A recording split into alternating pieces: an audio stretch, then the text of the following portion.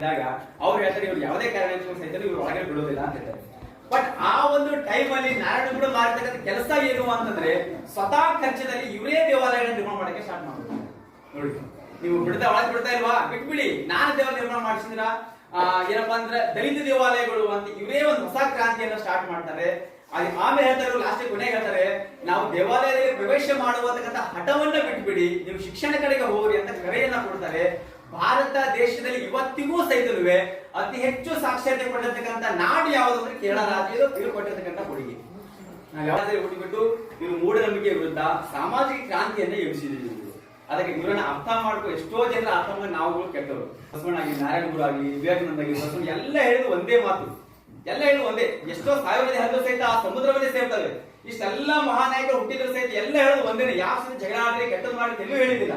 ನಾವು ಅವ್ರನ್ನ ಅರ್ಥ ಮಾಡ್ಕೊತಿಲ್ಲ, ನಾವು ಮುಟ್ಟಾಡಬೇಕಂತ ಮಾತು ಹೇಳ್ತಾ ಇವರ ಒಂದು ಆದರ್ಶಗಳು ನಮ್ಮ ಜೀವನದಲ್ಲಿ ಅಳವಡಿಸಿಕೊಂಡ್ರೆ ನಮ್ಮ ಜೀವನವು ಸಹಿತ ಅದ್ಭುತವಾಗಿ ಸುಂದರಮಯ ಆಗ್ತದೆ ಅಂತಕ್ಕಂಥ ಮಾತು ಹೇಳುತ್ತಾ